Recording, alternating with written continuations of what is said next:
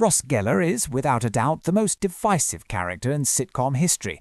To many, he's the ultimate villain of Friends, possessive, jealous, whiny, and the man who desperately insists that they were on a break. To others, he is the show's comedic anchor, responsible for its most hilarious and physical moments. But if we pull back the curtain of surface-level hate and apply a clinical lens to his actions, we discover something far deeper and more painful. Ross isn't just a difficult guy, he's a man living in a perpetual state of emotional post-traumatic stress. What the audience interprets as toxicity is in reality a desperate manifestation of an abandonment complex. Today, we're diving into the psyche of Ross Geller to understand why his desperate need to be loved transformed him into pop culture's most misunderstood figure. To crack the code of Ross Geller, we can't start with his divorce from Carol. We have to start with his childhood. Ross was the Gellers' golden child. While Monica fought for every crumb of attention, Ross was placed on a pedestal of perfection. According to psychoanalyst Heinz Kohut, a pioneer in self-psychology, this kind of extreme favoritism can actually create a fragile self. When a child is loved not for who they are, but for the role of the prodigy they play for their parents, they develop a pathological need for external validation. Ross learned that his value was tied to his ability to maintain harmony and be the best. The problem is that pedestals are unstable places. When you are the perfect son, any failure or loss isn't just a mistake, it's an existential threat to your very identity. This environment set the stage for the devastating trauma that would mold his entire behavior throughout the series, the end of his marriage to Carol Willick. Imagine a man who spent his life believing he had absolute control over his perfection, only to discover that his entire romantic foundation was a lie. Carol didn't just leave him, she revealed that she never loved him in the way he believed, changed her sexual orientation, and started a new life with someone else. In developmental psychology, this is known as ego annihilation. Here we can apply Mary Ainsworth's attachment theory. While Chandler represents the avoidant style, Ross is the classic example of anxious ambivalent attachment. Individuals with this style live in constant fear that the people they love will abandon them at any moment. For Ross, the trauma with Carol wasn't an isolated event, it was a confirmation that love is inherently unstable. This explains his almost obsessive need for security in his relationships.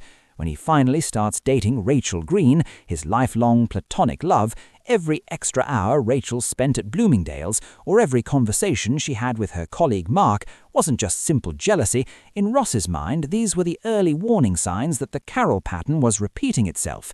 He wasn't trying to control Rachel, he was desperately trying to hold on to the reins of a world he felt was falling apart all over again. This leads us to the infamous debate, "We were on a break." From the perspective of cognitive dissonance, a theory by Leon Festinger, Ross simply could not process the idea that the relationship had ended even temporarily. To someone with a terror of abandonment, a break is equivalent to death. The panic of being left alone once more drove him to an impulsive search for physical validation that very same night with the copy girl. This wasn't a betrayal driven by lust, but by a terrifying existential void. Ross needed to prove to himself, in a matter of hours, that he was still lovable, to silence the screams of abandonment in his head. It was a self-destructive act, yes, but it was the emotional survival reaction of a man who doesn't know how to process loss.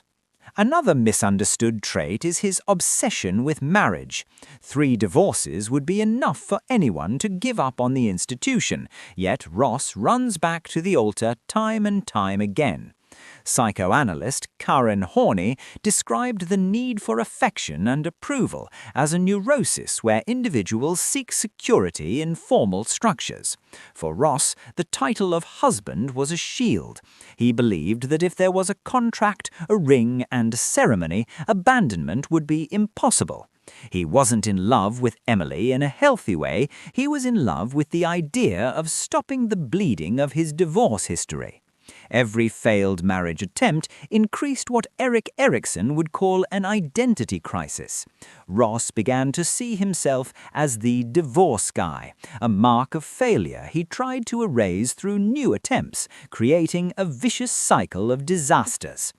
The public's misunderstanding often stems from the fact that Ross's defenses are loud. While other characters harbor a quiet sadness, Ross's pain manifests as intellectual arrogance, grammatical corrections, and outbursts of rage, like the famous sandwich incident. In behavioral psychology, this is called a displacement mechanism. He can't scream at Carol for breaking him, so he screams at the colleague who ate his lunch.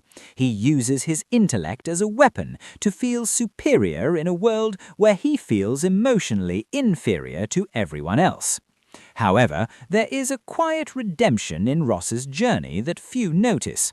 At the end of the series, when he decides to let Rachel go to Paris, we see the resolution of his psychological arc. There, for the first time, he puts someone else's happiness above his own terror of being alone. He faces his greatest ghost, the final departure of the woman he loves, and chooses not to manipulate her or force a commitment. It is the moment he finally heals his fragile self. Ross Geller isn't the villain of the story. He is a case study in how untreated trauma can turn a gentle person into someone reactive and difficult. He teaches us that behind all that arrogance or excessive jealousy, there is usually a wounded child trying to make sure they aren't left at the dinner table one more time. To understand Ross is to understand that love, for some, isn't just a feeling, it's a daily battle for their own emotional safety. If you enjoyed this deep dive and want to understand the psychology behind other pop culture characters, leave a comment with your suggestion. Subscribe to the channel and turn on notifications so you don't miss our next videos. Tell us, do you still think Ross is the villain, or can you now see the trauma behind the man and appreciate him as one of the funniest characters on TV? Until next time.